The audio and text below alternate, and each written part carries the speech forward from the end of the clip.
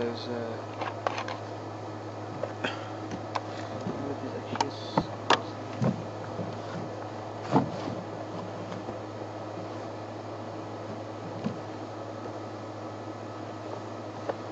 It's just getting better every second.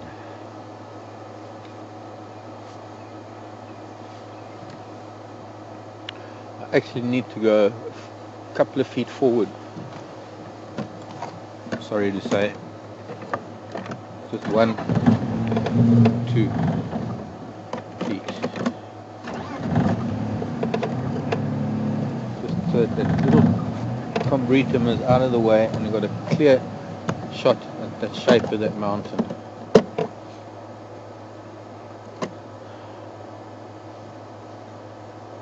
Further down south, where this range extends into a province called KwaZulu-Natal, becomes a lot bigger, the mountains there, with some amazing peaks. Cathedral Peak, Montesource. But I think that's where the name Drakensberg came from, because it looks like the back of a dragon.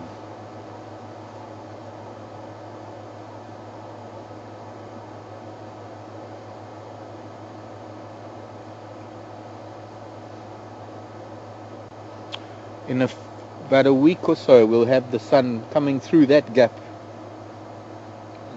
from where we are now. Okay. Yeah, it would be nice to see it actually from Sandy Patch, to see if it's touching the mountains, because I've been watching the sunset from Sandy Patch, waiting for the sun to come back south to the mountain, but it must be there already, because from here it's already behind the mountain.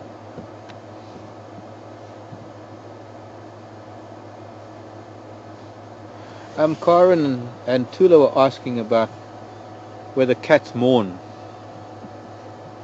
and I think as long as an animal is a mammal and it suckles its young and it loses its young, it will mourn. I think that is I can only begin to imagine what it must be like to be a mother. I'm not a father yet. My siblings are parents, and I can see what it's done for them, and what being a parent is, especially with friends of mine. I can't imagine for a minute that it is any different for any other animal. They're warm-blooded, they suckle their young, they have maternal bonds. I've seen adult giraffe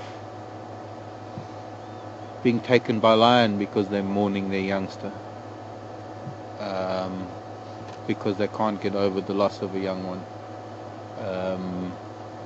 I've seen, sadly, many mothers lose their youngsters in nature, whether it from anything. And I think deep down there's a loss. The mourning side of it, the depth that we as humans mourn, I don't think so. I think there's got to be a survival thing that kicks in. If you're living out here in this kind of environment,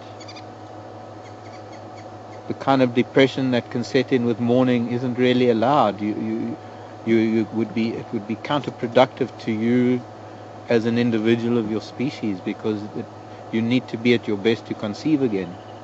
And so I'm sure animals do move on, but I can be pretty sure that moment of loss of a young one is a blow to an adult, to the mother. I know with elephants certainly it doesn't matter whether even non-related individuals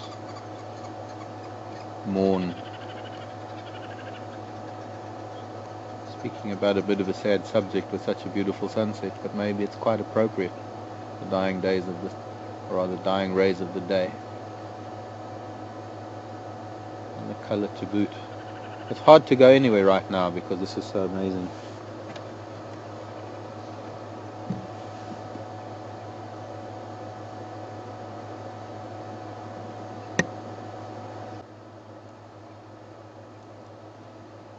Guten Abend, Peter. Wieder.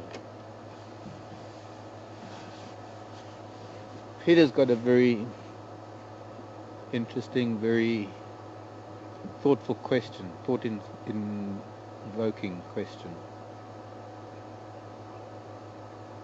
Another one of those questions that can probably take some time.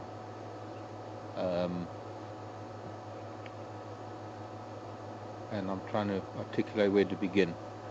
There have been incidences in the past recorded in a number of lion populations in a number of areas, so it's not necessarily behavior specific to an area, but there have been recorded incidents of lionesses abandoning their remaining cubs after losing some cubs, of abandoning their cub, the remaining after losing some cubs, of abandoning their cub, the remaining cub, in order to come into estrus again, to have a better chance at raising more cubs. And what is the possibility of this happening now